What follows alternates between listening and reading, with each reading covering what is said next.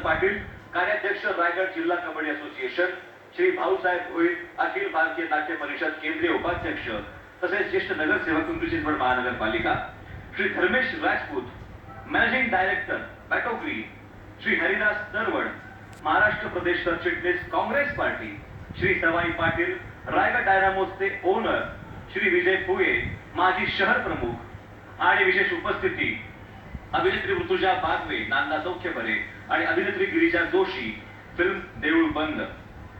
मी माननीय अण्णा देशमुखांना विनंती करतो की त्यांनी ऋतुजा आणि गिरिजाचं इथे स्वागत करायचंय, सत्कार करायचा, एक स्पेशल नेक्स्ट तर्फे असलेलं गिफ्ट हॅम्पर देऊ.